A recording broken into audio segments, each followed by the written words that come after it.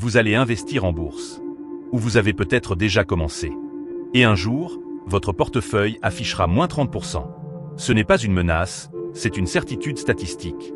Sur les 50 dernières années, le marché a subi un krach majeur en moyenne tous les 7 à 10 ans. Ce jour-là, vous ferez l'un des deux choix suivants. Soit vous aurez un système de défense et vous traverserez la tempête en regardant les autres paniquer. Soit vous n'en aurez pas et vous serez celui qui panique. Celui qui vend au plus bas. Celui qui transforme une perte temporaire en perte définitive. Et celui qui, 3 ans plus tard, regarde le marché atteindre de nouveaux sommets en se disant « si seulement j'avais tenu ». Je suis Elon, votre compagnon vers la liberté financière pour tous. Et aujourd'hui, on ne va pas parler de comment gagner de l'argent en bourse, mais de comment ne pas le perdre. 5 étapes. Un système de défense concret que vous pouvez mettre en place dès ce soir. Pas des principes vagues. Des règles mécaniques qui fonctionnent même quand votre cerveau vous supplie de tout vendre. Surtout quand votre cerveau vous supplie de tout vendre. Première étape. Acceptez que votre cerveau est un saboteur financier et installez un pilote automatique. Ce n'est pas une insulte, c'est de la neuroscience. Votre cerveau a été conçu il y a 200 000 ans pour survivre dans la savane africaine. Repérer un prédateur, fuir le danger, protéger la tribu. Un programme excellent pour éviter de se faire dévorer par un lion, mais un programme catastrophique pour gérer un PEA. Parce que les marchés financiers ne fonctionnent pas comme la savane. Mais votre cerveau, lui, ne fait pas la différence. Les chercheurs en neuroéconomie ont mesuré un truc fascinant. La douleur de perdre 100 € est 2,5 fois plus intense que le plaisir d'en gagner 100. 2,5 fois. Ce n'est pas une impression, c'est mesurable par IRM. Quand votre portefeuille vire au rouge, les mêmes zones du cerveau s'activent que lorsque vous vous brûlez la main. Votre corps traite une perte financière comme une blessure physique. Et face à une blessure, que fait le corps? Il retire la main du feu. Traduit en bourse, il vend. Immédiatement. Pour stopper la douleur. Et ce biais crée 2 comportements qui détruisent les patrimoines depuis que la bourse existe. Premier comportement, vous vendez vos gagnants trop tôt. Votre ETF prend 8%, votre cerveau vous crie « encaisse avant que ça disparaisse » et vous vendez. L'ETF continue de monter sans vous. Deuxième comportement, vous gardez vos perdants trop longtemps. Votre action perd 15%, puis 20, puis 30. Vous ne vendez pas, parce que vendre, c'est admettre l'erreur. Tant que vous ne vendez pas, la perte n'est que sur le papier. Sauf que le papier, il se moque de votre amour-propre. Demandez aux actionnaires d'Atos. Pardon, aux anciens actionnaires d'Atos. La solution, ce n'est pas la volonté. On ne gagne pas contre 200 000 en dévolution avec de la motivation. La solution, c'est un pilote automatique. Un virement programmé, le même montant, le même jour de chaque mois, sur le même produit. Pas de réflexion. Pas de « j'attends que ça baisse un peu ». Pas de « ce mois-ci, je mets un peu moins parce que les marchés me font peur ». La machine tourne. Vous faites autre chose. Vous vivez votre vie. Les décisions les plus rentables de votre vie financière seront les plus ennuyeuses. Si vous trouvez votre stratégie d'investissement excitante, c'est probablement qu'elle est mauvaise. Deuxième étape, éliminez les 2 destructeurs de capital. Il y a 2 erreurs qui transforment un investisseur en joueur de casino. Et elles sont tellement répandues qu'on les considère presque comme normales. Premier destructeur, la concentration. Tout miser sur quelques actions. Total Energy, c'est solide, le pétrole, on en aura toujours besoin. LVMH, c'est le luxe français, ça ne peut pas baisser. Sauf que si, ça peut baisser. Et pas qu'un peu. Rappelons quelques souvenirs douloureux, Eurotunnel. Vivendi en 2002. Natixis en 2008. Atos en 2023, moins 97%. À chaque fois, des gens étaient convaincus que cette boîte-là, elle ne peut pas couler. Elle a coulé. Certains avaient mis l'épargne de toute une vie sur un seul ticket. Leur retraite. L'héritage de leurs enfants. Tout. Sur une seule entreprise. Miser tout sur quelques actions, c'est traverser l'Atlantique sur un canot pneumatique. Quand la mer est calme, c'est même agréable. Au premier coup de vent, c'est le naufrage. Et en bourse, le coup de vent arrive toujours. La question n'est pas de savoir si, mais quand. Deuxième destructeur, et celui-ci est plus sournois, l'effet de levier. Les produits qui multiplient par 2 ou 3 les mouvements d'un indice. Le Nasdaq monte de 1%, vous gagnez 3. Qui refuserait? Les mathématiques refusent. Et les maths sont têtus. Faisons le calcul, le Nasdaq perd 10% un lundi. Votre produit, x3, perd 30%. Le mardi, le Nasdaq remonte de 11,1%. Retour à l'équilibre pour l'indice. Votre produit, lui, remonte de 33%. Sauf que 33% de hausse après 30% de baisse, ça ne ramène pas à zéro. Ça vous laisse avec une perte sèche de 6 à 7%. L'indice est revenu au point de départ, mais vous avez perdu de l'argent. Ce phénomène s'appelle la traînée de volatilité et c'est une fuite d'eau invisible dans votre mur. Vous ne la voyez pas, vous ne l'entendez pas, et un jour, tout le plâtre vous tombe sur la tête. Les produits à levier, c'est un turbo monté sur une voiture sans frein. Ça accélère formidablement dans les montées. Dans les descentes, vous priez. C'est un outil de trader professionnel sur quelques heures. Ce n'est jamais un investissement. Si quelqu'un vous dit le contraire, méfiez-vous de cette personne autant que du produit. Troisième étape, et c'est le cœur du système, les ETF indiciels. Arrêtez de chercher la prochaine pépite. Le stock picking, l'art de choisir les bonnes actions au bon moment, c'est le sport favori de l'investisseur débutant. C'est aussi le plus cher. Les études Spiva le démontrent chaque année avec une régularité presque cruelle. Sur 15 ans, 92% des gérants de fonds professionnels font moins bien que le simple indice. 92%. Ces gens-là ont des équipes d'analystes, des terminaux Bloomberg à 20 000 € par an, des algorithmes sophistiqués, des réunions stratégiques chaque matin avec du café à 4 € la tasse. Et ils perdent quand même contre un indice qui ne réfléchit pas. Alors vous, avec votre smartphone et 20 minutes de recherche le dimanche soir entre le fromage et la tisane, vous pensez faire mieux ? C'est un peu comme se dire qu'on va battre Mbappé au sprint parce qu'on a couru pour attraper le bus ce matin. Ça ne manque pas de charme, mais ça manque cruellement de réalisme. Un ETF MSCI World éligible au PEA, c'est 1500 entreprises réparties dans 23 pays. Apple, Microsoft, LVMH, Toyota, Nestlé et 1494 autres. Le tout dans un seul produit. Les frais de gestion, 0,25% par an. Pas de gérant star à rémunérer, pas d'analyste qui vous appelle pour vous vendre sa conviction du mois. Juste un indice qui fait son travail. Et voici le génie de l'indice, un détail que presque personne ne mentionne. Son mécanisme d'auto-nettoyage. Quand une entreprise décline, elle est automatiquement éjectée et remplacée par une valeur en croissance.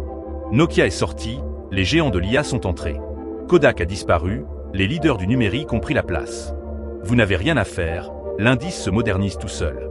C'est un jardin qui arrache ses propres mauvaises herbes et plante de nouvelles fleurs pendant que vous êtes tranquillement sur votre canapé. Pendant que le stock picker passe ses soirées à éplucher des bilans comptables et à stresser sur les résultats trimestriels, l'investisseur en ETF regarde une série. Devinez lequel dort le mieux. Et devinez lequel a le plus gros portefeuille au bout de 20 ans. Faisons un calcul concret. 300 € par mois investis dans un ETF MSCI World avec un rendement annuel moyen de 7% sur 25 ans. Résultat, environ 243 000 €. Dont 153 000 € d'intérêts composés. De l'argent que vous n'avez jamais versé, qui est apparu tout seul, simplement parce que vous avez laissé le temps travailler. Et sur un PEA, après 5 ans de détention, vos plus-values ne sont soumises qu'aux prélèvements sociaux de 17,2%, au lieu de la flat tax à 30%. Sur 153 000 € de gains, c'est une économie d'environ 20 000 € d'impôts. 20 000 €. Juste en choisissant la bonne enveloppe fiscale. Le PEA, c'est le cadeau fiscal le plus généreux de la République, et la majorité des Français ne l'utilisent pas.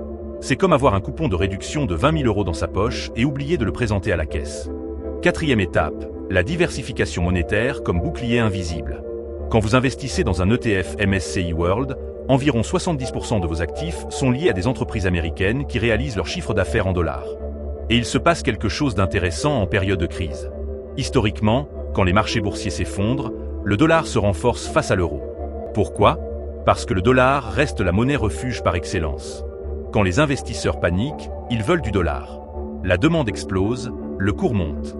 Concrètement, quand le marché américain plonge de 30%, la valeur de votre ETF baisse.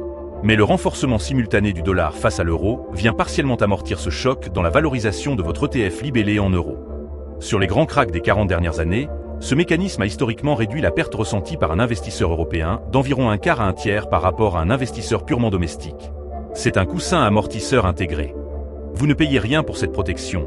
Elle existe naturellement grâce à la diversification géographique. Ce n'est pas une garantie absolue. Le dollar ne se renforce pas à chaque crise sans exception. Mais la corrélation historique est suffisamment robuste pour constituer un argument de plus en faveur de l'international. Un portefeuille composé à 100% d'actions françaises n'offre pas ce coussin. C'est du parquet dur. Quand vous tombez, ça fait mal et rien n'amortit. Cinquième et dernière étape, l'art du rééquilibrage et de la liquidité. La couche finale de l'armure. 3 règles. Première règle, le rééquilibrage par l'achat. Imaginons un portefeuille réparti entre 80% de TF actions et 20% de fonds en euros dans une assurance vie. Après une année de hausse, les actions ont grimpé et représentent désormais 88% du total. Le portefeuille est déséquilibré. La tentation, c'est de vendre des actions pour revenir à 80%. Mauvaise idée. Vendre déclenche une imposition sur les plus-values. La bonne méthode, c'est d'utiliser vos versements mensuels pour acheter uniquement du fonds en euros jusqu'à ce que les proportions reviennent à l'équilibre. Zéro vente, zéro impôt, zéro friction. Votre stratégie d'investissement programmée ne va pas bêtement sur le même produit chaque mois. Elle va là où le portefeuille en a besoin. C'est la différence entre arroser son jardin au hasard et arroser la plante qui a soif. L'une des deux méthodes produit un jardin, l'autre produit de la boue. Deuxième règle, la distinction entre le stop-loss sur actions individuelles et la stratégie sur ETF. Attention, cette confusion coûte des fortunes. Un stop-loss, c'est un ordre de vente automatique qui se déclenche quand un actif perd un certain pourcentage. Moins 15% et on coupe. Pour les actions individuelles, c'est vital, parce qu'une action peut aller à zéro. Atos, Orpea, Wirecard, des entreprises qui valaient des milliards et qui ne valent plus rien. Un stop-loss sur une action individuelle, c'est couper le bras gangrené pour sauver le corps. Ça fait mal, mais ça sauve. En revanche, jamais de stop-loss sur un ETF indiciel large. Jamais. Un ETF MSCI World ne va pas à zéro. Il faudrait que les 1500 plus grandes entreprises de la planète fassent faillite en même temps. Si ça arrive, le solde de votre PEA sera le cadet de vos soucis. Vous chercherez de l'eau potable, pas votre relevé bancaire. Quand un ETF indiciel baisse de 30%, ce n'est pas un signal de fuite, c'est les soldes. Votre enseigne préférée affiche moins 30% sur tout le magasin. Vous ne quittez pas le parking en faisant crisser les pneus, vous prenez 2 caddies. La règle est simple, action individuelle, stop-loss serré, c'est un soldat qui peut mourir au combat. ETF indiciel, pas de stop-loss, c'est une armée entière. L'armée prend des coups, mais elle ne meurt pas. Troisième règle, la réserve de liquidité. Et celle-ci, c'est le ciment de tout le système. Gardez toujours entre 3 et 6 mois de dépenses courantes en dehors de la bourse. Livret A, LDDS, peu importe. Disponible immédiatement, sans délai, sans pénalité. Ce n'est pas de l'investissement, c'est de l'assurance. Et voici pourquoi c'est non négociable. La loi de Murphy est le seul principe économique qui ne souffre aucune exception. Votre chaudière tombera en panne. Un vendredi soir de décembre, évidemment. Quand le plombier sera en week-end, que votre belle-mère débarquera le lendemain matin et que votre compte sera dans le rouge. Les chaudières ont un talent particulier pour choisir le pire moment possible. Si vous n'avez pas d'épargne de précaution à ce moment-là, vous serez contraint de vendre vos ETF au plus bas. Chaque part vendue dans la panique est une part qui ne profitera jamais de la remontée. Avec 6 mois de côté, une panne de chaudière reste juste une panne de chaudière. Sans cette réserve, c'est une catastrophe financière. La différence entre les deux, ce sont 8 000 € sur un livret A. 8 000 € qui ne rapportent presque rien, mais qui protègent tout le reste. D'ailleurs, cette réserve joue aussi un rôle psychologique crucial. Si tout votre argent est investi et que les marchés chutent de 30%, vous êtes piégé émotionnellement. Vous vous sentez vulnérable. Et un cerveau vulnérable prend de mauvaises décisions. Mais si vous savez que 6 mois de vie courante sont en sécurité sur un livret, quoi qu'il arrive, votre esprit s'apaise. Vous pouvez regarder le rouge sur votre écran sans paniquer, car vous savez que cela ne menace pas votre quotidien. Cette réserve, ce n'est pas juste un matelas financier.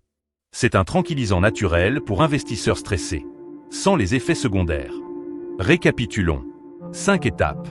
1. Remplacez vos émotions par un pilote automatique. Virement programmé, même montant, même jour, même support. 2. Éliminez les destructeurs de capital. Jamais de concentration sur quelques actions, jamais d'effet de levier. 3. Investissez dans un ETF indiciel mondial via un PEA, 1500 entreprises, auto-nettoyage intégré, frais dérisoires. 4. Votre diversification internationale vous offre un coussin de change naturel en période de crise. 5. Rééquilibrez par l'achat, utilisez des ordres de vente automatiques uniquement sur les actions individuelles et gardez 6 mois de liquidité sacrée. Le but n'est pas de devenir un chasseur qui traque le gros coup en bourse. Les chasseurs font de belles histoires, mais ils finissent ruinés. Le but, c'est de devenir un fermier. Un fermier qui plante ses graines le même jour chaque mois, qui protège ses cultures avec un système rigoureux et qui laisse le temps et les intérêts composés faire le travail. 300 € par mois, ça ne fait pas rêver. 243 000 € dans 25 ans, ça fait rêver un peu plus. Et tout ça avec un seul geste répétitif, un virement. Pas de coup de génie. Pas de nuit blanche à scruter des graphiques. Pas de forum à 3 h du matin. Juste un virement et de la patience. La bourse est un jeu de survie. Ceux qui gagnent ne sont pas les plus rapides ni les plus malins. Ce sont ceux qui ne se sont pas fait sortir du jeu. Si cette vidéo vous a ouvert les yeux, abonnez-vous et activez la cloche. Chaque semaine, on parle de finances personnelles sans jargon, sans promesses magiques et sans essayer de vous vendre du rêve. Partagez cette vidéo avec quelqu'un dans votre entourage qui investit à l'instinct. Quelqu'un qui vérifie son portefeuille toutes les heures, qui change de stratégie tous les 3 mois et qui se demande pourquoi ça ne marche jamais. Cette vidéo pourrait lui éviter un désastre. Dites-moi en commentaire, parmi ces 5 étapes, laquelle vous manque? Avez-vous un système mécanique ou investissez-vous encore au feeling? Et surtout, est-ce que vos 3 à 6 mois de liquidité sont en place ou est-ce que tout votre argent est en bourse en ce moment? Il n'y a aucun jugement. Juste une question honnête qui mérite une réponse honnête. Parce que la prochaine tempête arrivera. Elle arrive toujours. La seule question, c'est de savoir si vous aurez un système ou juste de la peur.